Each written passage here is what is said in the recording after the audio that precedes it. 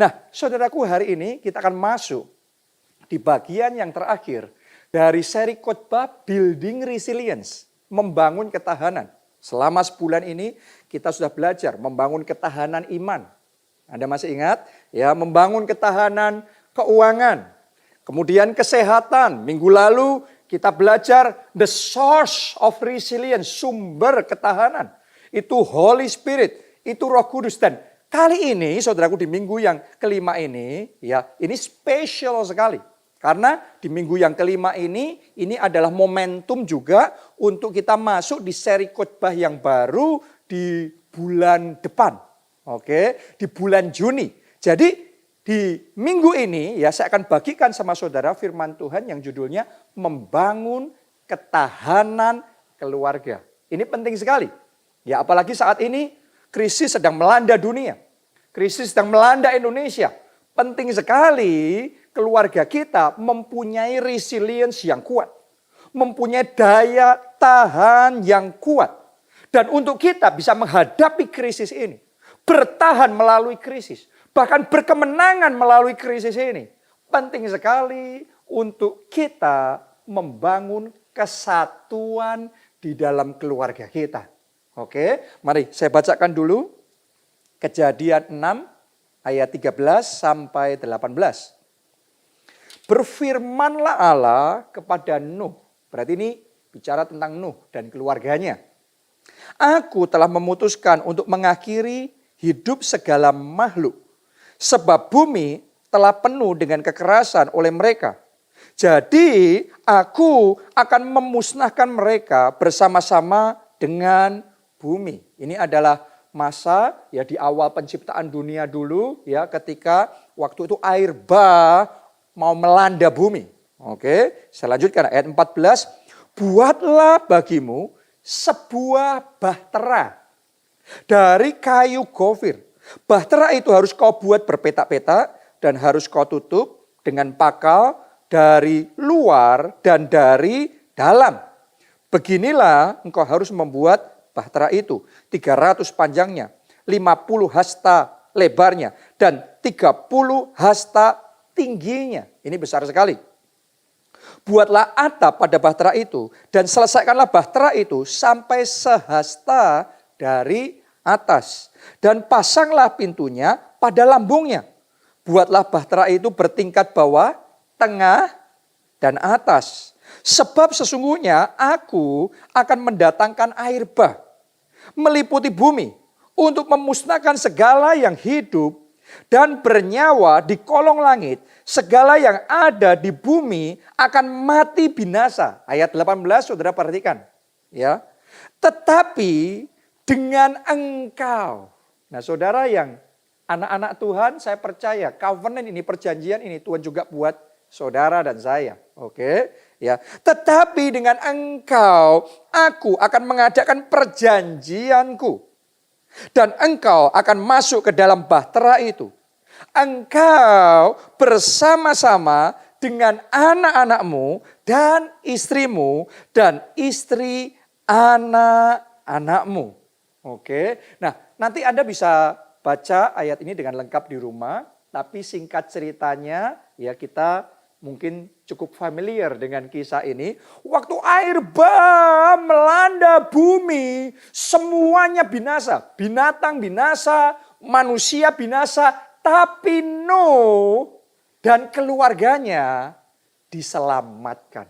Oh, saya percaya ini yang Tuhan akan kerjakan buat saudara. Sementara krisis melanda dunia, sementara wabah sakit penyakit, virus corona melanda dunia, saya mau katakan kepada saudara, buat Anda dan saya yang percaya, Anda diselamatkan. Keluarga saudara diselamatkan. Oke. Dan kalau saya bisa ngomong begini, Nuh dan keluarganya bisa selamat. Karena mereka bersatu. Karena ada kesatuan di dalam keluarga itu. Kenapa kok saya bisa ngomong Nuh dan keluarganya bersatu? Simple. Ya, karena pesan untuk membangun bahtera yang besar itu, Tuhan ngomongnya hanya sama Nuh. Tuhan tidak ngomong sama istrinya, Tuhan tidak ngomong sama anak-anaknya, menantunya, no. Tuhan ngomongnya sama Nuh. Dan urusan membangun bahtera itu proyek besar. Saudaraku, kalau boleh saya ngomong sama saudara, ukuran bahtera yang tadi kita baca, kalau kita terjemahkan di ukuran yang kita pahami, maka ukuran bahtera itu ya 133 meter panjangnya. Anda bayangkan? Oke, ya 22 meter lebarnya. Mungkin rumah saudara aja nggak sebesar ini. Ya. Dan 13 meter tingginya. Oh, ini proyek yang super besar. Jadi tidak ada kemungkinan membangun proyek seperti ini, skala sebesar ini dikerjakan Nuh sendiri. Nggak mungkin. Ya, kalau mereka bisa membangun bahtera itu, pasti pertama pertolongan Tuhan. Tapi yang kedua, pasti keluarganya membantu. Jadi sekalipun keluarganya tidak secara langsung mendengar pesan yang dari Tuhan untuk membangun bahtera, tetapi di keluarga itu ada kesatuan. Untuk mengerjakan pesan Tuhan, mereka bersatu. Untuk membangun bahtera keluarga mereka, mereka bersatu. Dan karena mereka bersatu, maka bahtera itu jadi. Bukan hanya bahtera itu jadi, mereka bisa selamat. Yang lainnya binasa, tapi karena mereka bersatu, maka mereka selamat. Hari ini saya mau ngomong sama saudara. Mungkin yang sedang kita hadapi bukan air bah seperti di zaman Nuh. Tapi yang kita hadapi saat ini juga gelombang besar, krisis yang besar, resesi ekonomi. Bahkan ada yang ngomong depresi ekonomi, ya, krisis keuangan, wabah sakit penyakit, virus corona yang sangat menular dan mematikan. Saya mau ngomong sama saudara, ini yang terjadi adalah gelombang yang besar, goncangan yang besar. Dan kalau kita mau bertahan, saya mau katakan sama saudara, tangkap pesan Tuhan hari ini, keluarga kita harus bersatu. Kalau keluarga kita nggak bersatu, terpaannya besar, goncangannya besar, kita nggak bisa tahan. Tapi kalau keluarga saudara bersatu, ada kesatuan yang kokoh di dalam pernikahanmu, di dalam keluargamu, saya percaya nggak peduli gelombangnya, tekanannya, sebesar apapun, tetapi Tuhan akan menolong saudara dengan bahtera keluarga saudara. Anda selamat. Saya berdoa penyertaan dan perlindungan Tuhan, mujizat dari Tuhan, pengurapan Tuhan membuat saudara selamat. Pernikahanmu selamat. Anak-anak saudara, orang tua saudara selamat. Keluarga saudara selamat. Amin. Haleluya. Jadi yang namanya krisis, Tuhan bisa pakai justru mendatangkan kebaikan bagi keluarga kita. Oke, kalau kita mau meresponi dengan benar. Khususnya buat saudara yang mau buka hati dan mendengarkan pesan Tuhan ini. Oke, mungkin saudara nggak dengar Tuhan langsung ngomong sama saudara. Saya percaya Tuhan sedang bicara kepada Pak Obaja. Tuhan bicara sama saya. Dan hari ini kita sampaikan sama saudara. Dan kalau Anda mau mendengar pesan Tuhan ini, Anda meresponi, saya yakin krisis tahun ini bukan akan menghancurkan saudara, tetapi akan mendatangkan kebaikan di dalam hidup saudara. Kita baca Roma 5 ayat 3-5. Dan bukan hanya itu saja, kita malah bermegah juga dalam kesengsaraan kita. Ya, kalau kita disuruh pilih, seharusnya kita nggak mau yang namanya kesengsaraan. Ya, yang namanya masa krisis, yang namanya masa resesi itu nggak pernah menyenangkan. Ya, kalau kita bisa memilih menolak, kita akan menolak itu. Tapi kadang-kadang kesengsaraan diizinkan, masa krisis diizinkan. Kenapa? Karena Tuhan mau mengerjakan hal yang baik, bahkan berlipat kali ganda di dalam kehidupan kita. Ya, mari kita lihat apa yang dihasilkan dari kesengsaraan. Karena kita tahu bahwa kesengsaraan itu menimbulkan ketekunan. Itu yang pertama. Dan ketekunan menimbulkan apa? Tahan uji. Itu berkat yang kedua. Dan tahan uji menimbulkan apa?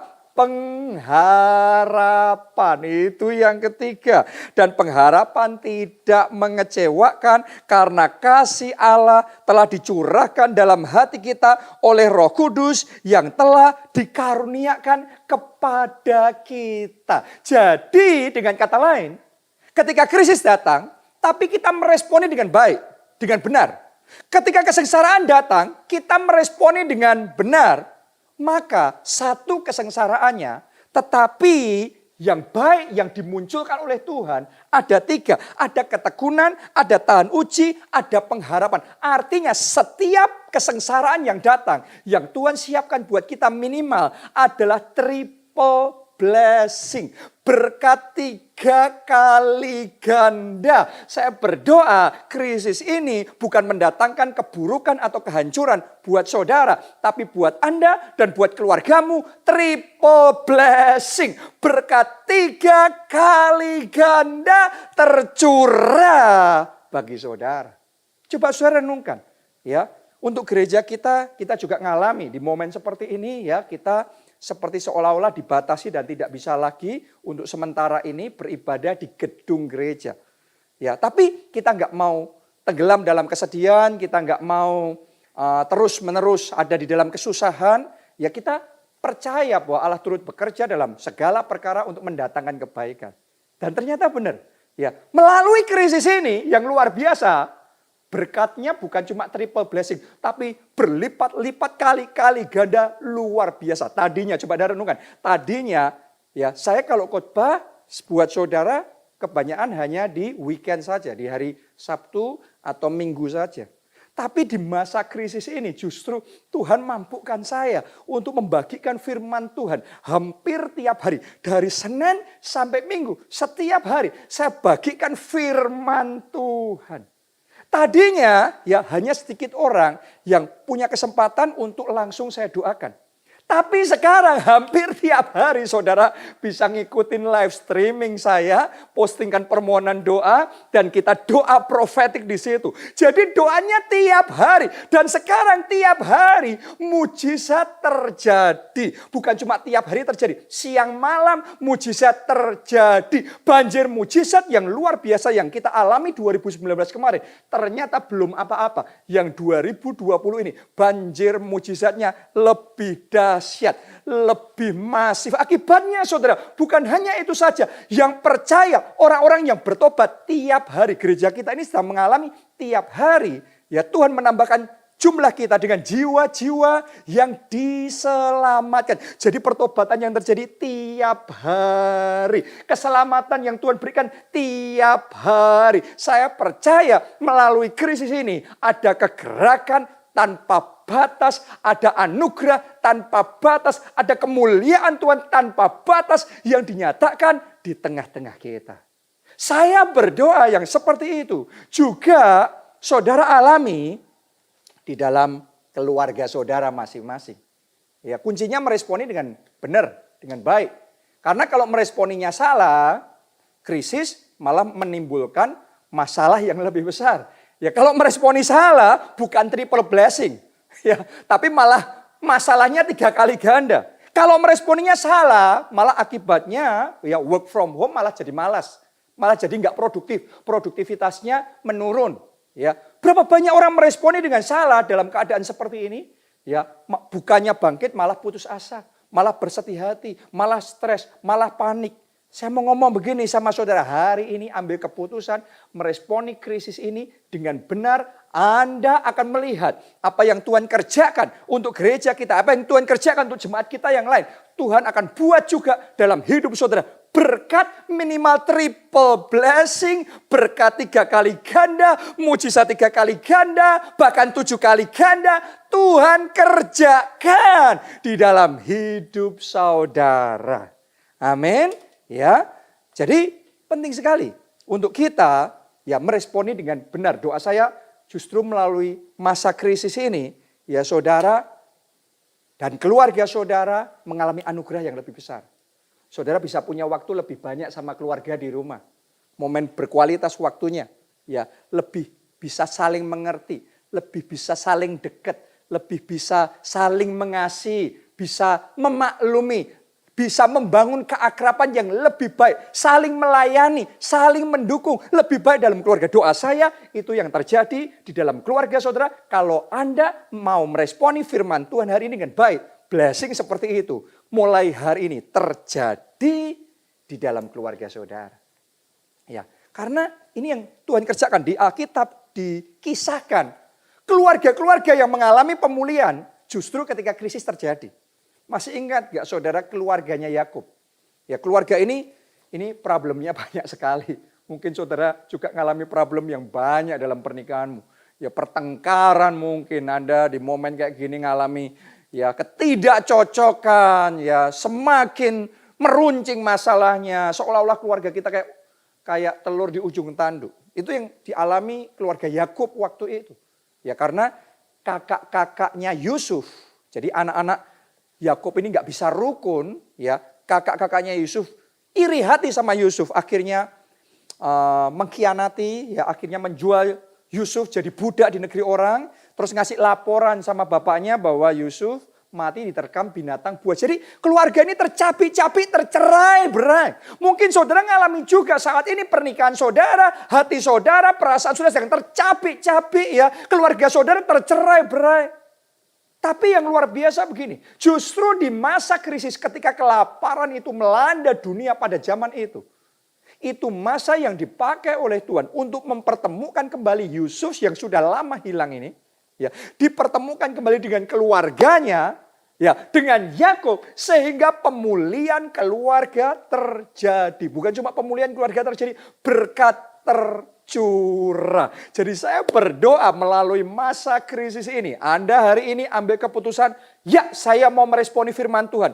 Ya hari ini pesan Tuhan saya mau taati. Saya mau ikuti. Kalau itu engkau lakukan, saya yakin masa krisis ini Tuhan akan pakai membawa pemulihan, membawa kebaikan, membawa kesatuan bagi keluarga saudara. Haleluya. Satu lagi kisah dalam Alkitab. Yaitu kisah tentang anak bungsu yang terhilang. Masih ingat gak saudara? Ya, pada masa yang baik, anak bungsu ini malah jadi gak karu-karuan. Ya, jadi gila. Akhirnya minta warisan. Akhirnya ninggalin keluarga, keluar dari keluarga. Hidup di negeri yang jauh, berfoya-foya. Sampai akhirnya datanglah masa krisis. Datanglah masa kelaparan melanda. Gara-gara itu dia jatuh miskin. Dia hidupnya hancur. Dia di titik paling rendah dalam kehidupannya. Tapi yang luar biasa sampai di titik tertentu Tuhan bekerja. Ya orang kalau sudah di titik paling rendah itu kadang-kadang ya kalau dia mau buka hati di situ Roh Kudus jamah dan dia mulai sadar. Ya akhirnya dia ambil keputusan untuk kembali ke rumah bapaknya, kembali pada keluarga. Tadinya sudah meninggalkan keluarga, tapi sekarang kembali pada keluarga di masa kelaparan, di masa krisis.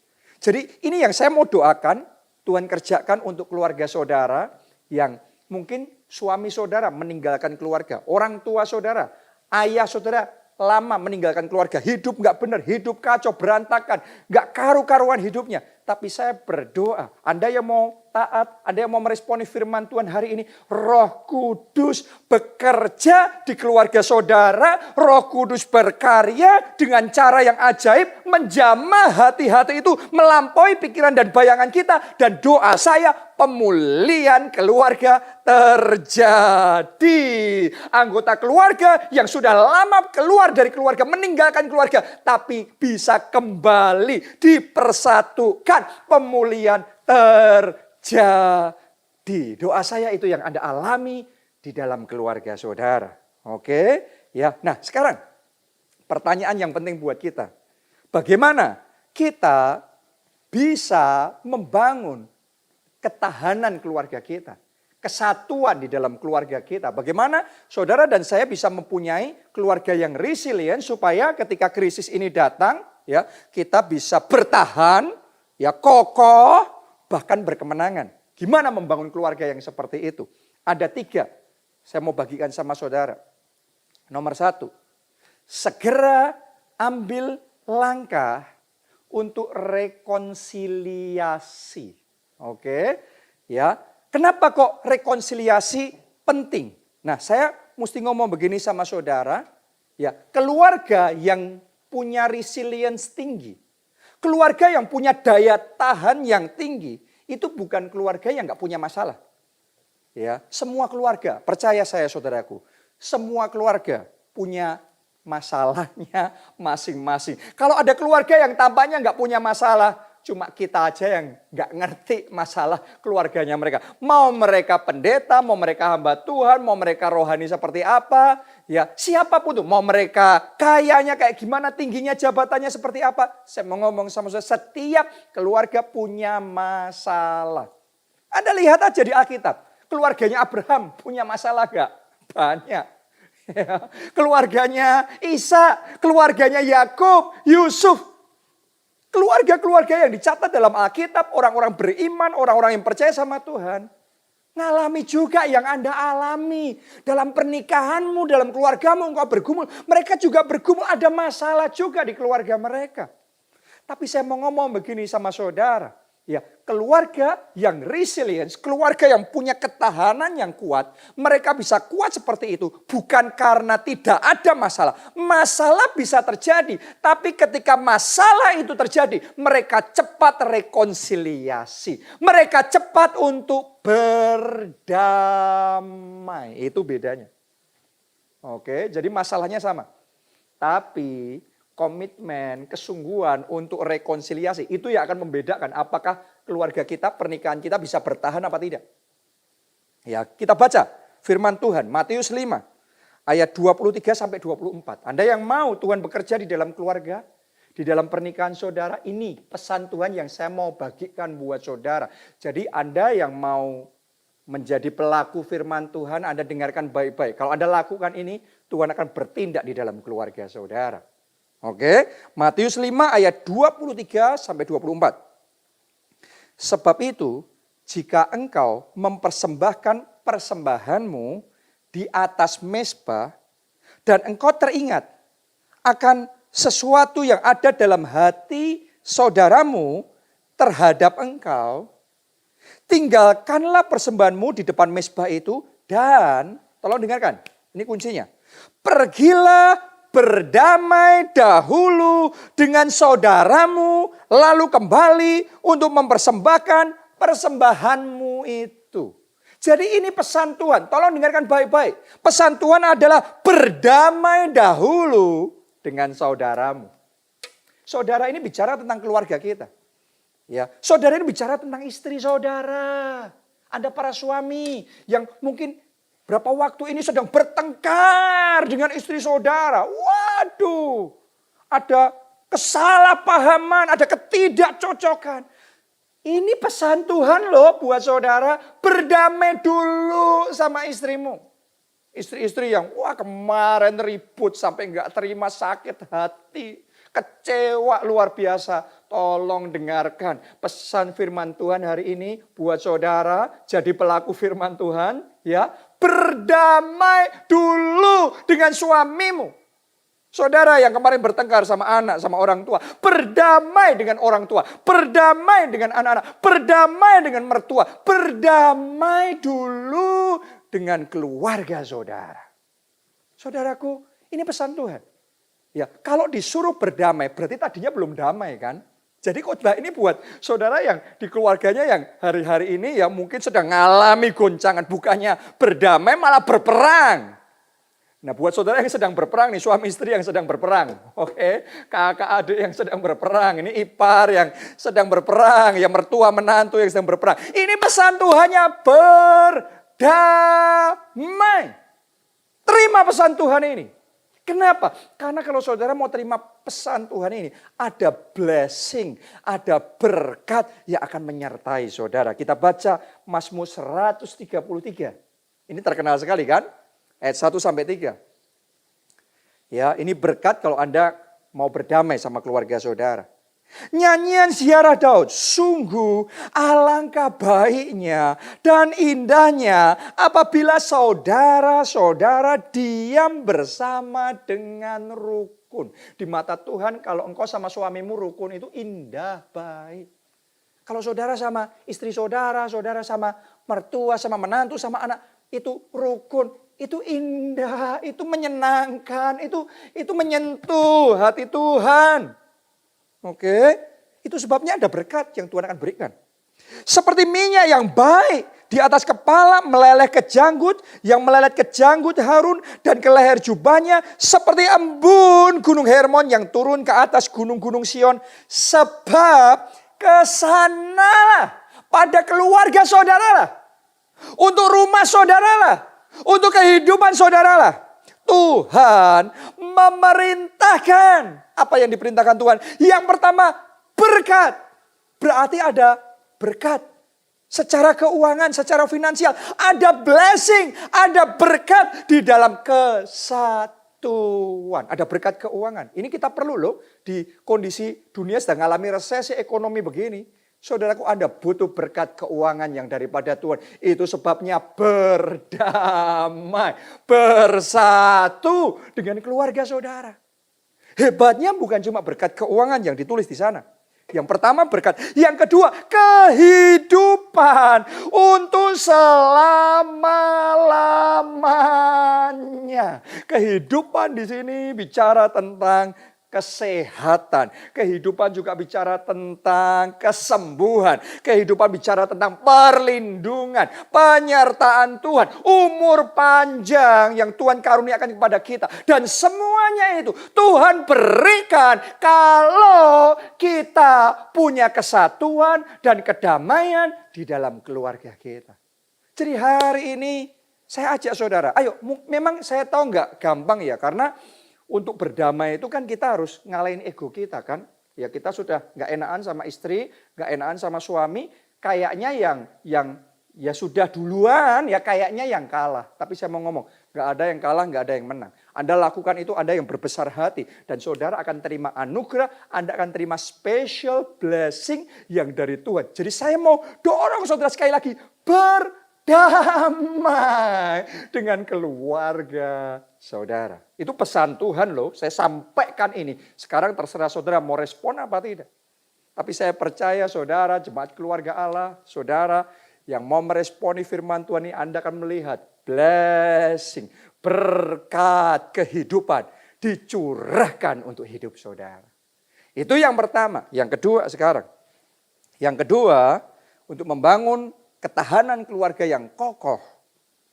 Yang kedua, tingkatkan komitmen saudara buat keluarga. Ya, tingkatkan komitmen. Karena gini, kadang-kadang ada suami istri yang bukannya cerai, masih hidup serumah, ada bersama-sama. Tapi komitmennya sama pasangannya gak sama seperti dulu lagi, sudah berkurang. Ya, suami sudah gak terlalu perhatian lagi sama istrinya, sibuk sendiri sama pekerjaannya.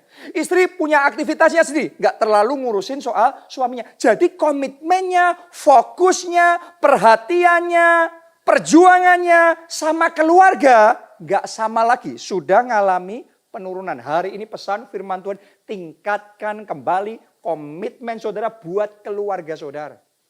Oke, Anda coba renungkan. Nuh itu bisa melewati air bah yang besar yang melanda seluruh dunia pada zaman itu. Kenapa? Karena dia membangun bahtera yang kokoh. Kalau bahteranya nggak kokoh, nggak kuat, mungkin dipakai sebentar bisa. Tapi wah bocor, wah rusak. Bayangin kalau masih air bah itu melanda dunia dan bahteranya Nuh sudah rusak duluan, maka dia ikut binasa. Jadi buat saudara dan saya, kita masing-masing punya bahtera rumah tangga kita. Bahtera keluarga kita. Saya berdoa bahtera saudara nggak rapuh. Bahtera saudara nggak bocor. Bahtera saudara nggak lemah. Saya doa bahtera saudara kuat. Bahtera pernikahanmu kuat. Bahtera keluarga saudara kuat. Dan bahtera itu bisa kuat kalau Anda membangun dan meningkatkan komitmen saudara pada keluarga saudara. Jadi saya ingin ajak saudara ya di momen seperti ini. Ayo tingkatkan waktu saudara buat keluarga saudara.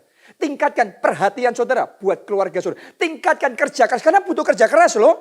Untuk keluarga, membangun keluarga, ya, untuk memperhatikan, itu butuh kerja keras.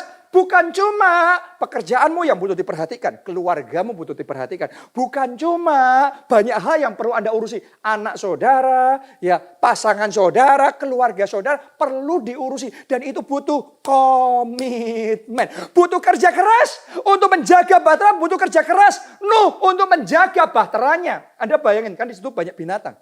Itu kalau nggak dibersihin tiap hari baunya luar biasa.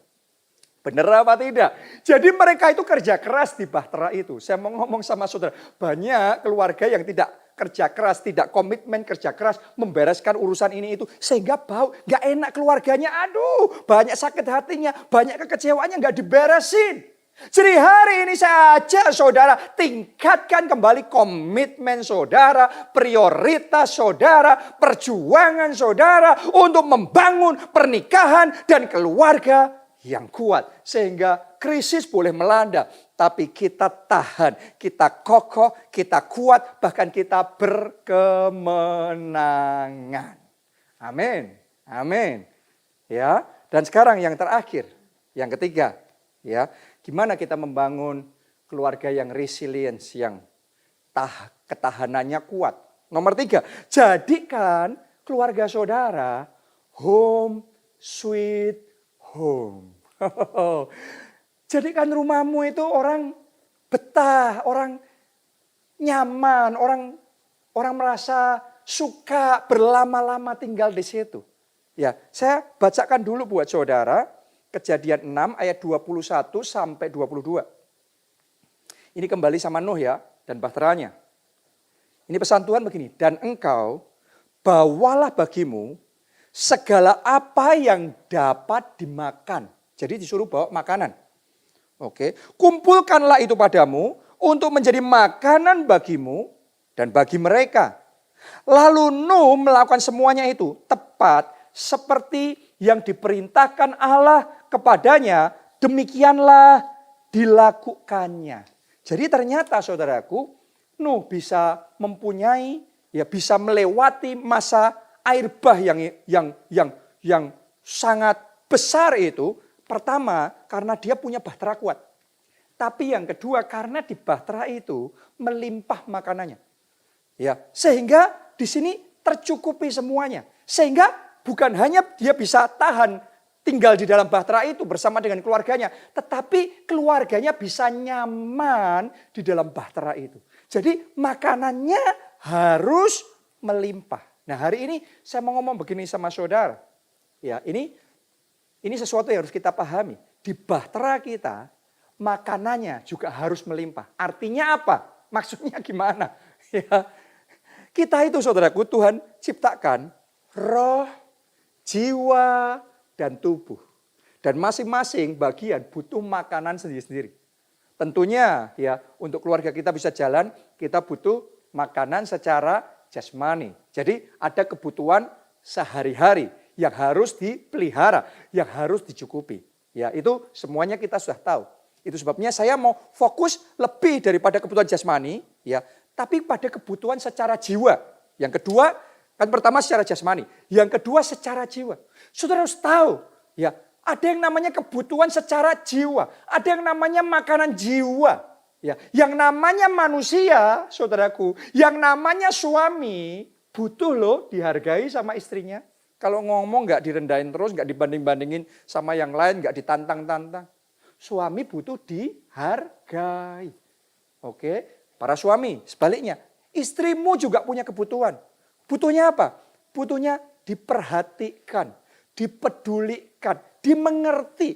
Ya, kita nggak sewenang-wenang, ya, tapi kita ngerti keadaan dia, kita ngerti yang dia rasakan, kita bisa paham, kita bisa support dia. Ya, anak-anak saudara butuh loh waktu saudara, butuh perhatian saudara. Yang namanya manusia itu butuh untuk dimengerti, butuh untuk dikasih, butuh untuk diterima apa adanya, butuh untuk dipuji. Itu kebutuhan jiwa dan saya berdoa makanan jiwa di bahtera keluarga saudara mulai hari ini berlimpah-limpah. Saya berdoa kasih Allah mengalir dengan deras sehingga mulai hari ini ada makanan jiwa yang berlimpah-limpah di dalam bahtera keluarga saudara. Oke, itu yang kedua. Yang ketiga saudaraku, kita juga harus menyediakan makanan secara roh. Karena kita manusia roh. Ya, bukan hanya secara jiwa dan secara tubuh. Tapi kita punya kebutuhan roh. Karena itu saya ajak saudara di momen seperti sekarang ini, buat makanan roh di rumah saudara berlimpah-limpah. Pastikan firman Tuhan di rumah saudara berlimpah-limpah. Makanya mungkin kita perlu bangun lagi mesbah keluarga. Pastikan hadiran dan pengurapan Tuhan di rumah saudara berlimpah-limpah. Makanya saudara ikutin live streaming Pondok Daud itu diperdengarkan di rumah saudara. Sehingga suasana pujian, penyembahan, hadirat Tuhan, pengurapan Tuhan berlimpah-limpah. Kalau kebutuhan ini semuanya berlimpah-limpah, ya khususnya roh dan jiwa ini berlimpah-limpah. Saya percaya Tuhan akan memampukan saudara melewati krisis ini. Anda akan diberikan kekuatan, apapun boleh terjadi. Resesi mungkin boleh terjadi, tapi karena ada penyertaan Tuhan, Anda bisa bertahan, Anda bahkan bisa berkemenangan di dalam hidup saudara, di dalam keluarga saudara. Oke, jadi pertanyaannya sekarang, siapa di antara saudara yang mau untuk meresponi firman Tuhan hari ini? Karena hanya yang mau meresponi firman Tuhan, jadi pelaku firman. Saudara akan melihat bagaimana Tuhan bertindak dalam hidup saudara. Amin. Mungkin Anda tanya, apa yang harus saya lakukan? Dimulai tadi yang pertama, berdamai. Keluarga yang punya resiliensi yang kuat, bukan keluarga yang nggak punya masalah. Kita semua punya masalah, ya. Tapi waktu masalah terjadi, kita mau berdamai. Amin. Jadi hari ini saya mau ajak suami-suami, ayo berdamai sama istrimu. Yes. Istri-istri yang kemarin kita sempat ribut di rumah, saudara berdamai sama suami saudara. Ayo berdamai sama orang tua, sama anak, sama keluarga saudara. Anda yang mau berdamai, saya ajak saudara, angkat dua tangan saudara dan ikuti doa saya. Katakan, Tuhan Yesus. Tuhan Yesus. Mari katakan sekali lagi dari hatimu, lebih kuat. Katakan, Tuhan Yesus. Tuhan Yesus. Aku mau jadi pelaku firman. Jadi pelaku. Aku mau berdamai. Aku mau mengampuni. Mari sekarang semuanya berdoa. Saya ajak saudara berdoa. Berdoa, angkat doa di hadapan Tuhan. Masing-masing berdoa. Sampaikan komitmen saudara kepada Tuhan. Tuhan, aku mau berdamai. Aku nggak mau lagi berperang. Mulai saat ini kami berhenti berperang. Kami mau berdamai. Kami mau membangun kesatuan di dalam keluarga kami, di dalam pernikahan kami, menghadapi krisis yang sedang melanda dunia ini. Oh, kami mau berdiri bersama-sama sebagai satu kesatuan keluarga yang utuh, yang kuat, yang kokoh. Berdoa saudara, berdoa. Oh, rala pasya. Karena semuanya dimulai dari kita dulu, meresponi firman Tuhan. Anda lakukan bagianmu, Tuhan akan melakukan bagiannya. Jadi hari ini, saudara ambil keputusan berdamai. Anda ambil keputusan mengampuni. Anda ambil keputusan untuk meningkatkan kembali komitmen saudara dalam keluarga. Anda ambil keputusan untuk memastikan supaya makanan roh, makanan jiwa itu berlimpah-limpah di dalam bahtera keluarga saudara. Mari saat ini semuanya ambil keputusan, katakan, Tuhan aku mau. Tuhan, aku mau ya Tuhan. Aku mau ya Tuhan. Orala pasya. Skirala pasya. Orala pasya rataka pasya. Saudaraku, saat ini saya mau berdoa bagi saudara. Karena Anda sudah komitmen sama Tuhan. Sekarang saya mau berdoa supaya Tuhan yang turut campur di dalam keluarga saudara. Karena kadang-kadang dalam keluarga kita tuh coba untuk bicara, kita coba nyelesain masalah. Bukannya selesai, masalah tambah besar, urusan tambah runyam. Berapa banyak pernikahan yang sedang menghadapi goncangan di masa seperti ini, malah keluarganya, pernikahannya malah mengalami kekacauan yang luar biasa. Tapi hari ini Anda sudah komit untuk menjadi pelaku firman, meresponi firman Tuhan. Saya mau berdoa supaya Tuhan Yesus, supaya Roh Kudus turut campur dalam keluarga saudara. Menjamah hati yang keras, memulihkan hati yang terluka. Sehingga mujizat pemulihan keluarga itu bisa terjadi dalam pernikahan saudara. Bisa terjadi dalam keluarga saudara. Anda yang mau keluarganya dipulihkan, Anda yang mau Roh Kudus bertindak, menjamah pasangan saudara, menjamah hati saudara, menjamah anggota keluarga saudara, sehingga pemulihan terjadi. Mari angkat dua tangan saudara, ikuti doa saya, ikuti kata-kata saya. Katakan, ya Bapa. Ya Bapa. Oh, lebih kuat katakan, ya Roh Kudus. Ya Roh Kudus. Bekerjalah. Bekerjalah. Jamah aku. Jamah aku. Jamah keluargaku. Jamah keluarga. Pulihkan kami. Pulihkan kami. Mari semuanya, saya ajak saudara. Ayo angkat suara berdoa. Pulihkan kami ya Tuhan. Pulihkan pernikahan kami. Pulihkan hatiku. Pulihkan hati pasanganku. Pulihkan hati anak-anakku. Orang tuaku, pulihkan hati kami.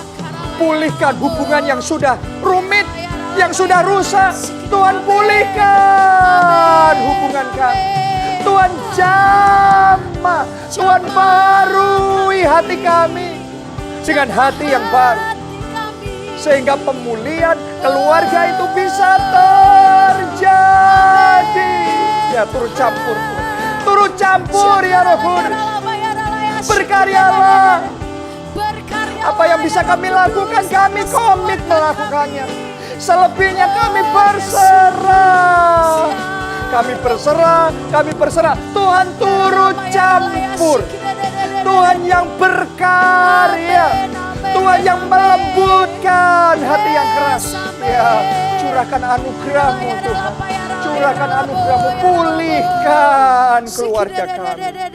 Terima kasih Tuhan. Terima kasih. Kami tahu sesuatu sudah terjadi.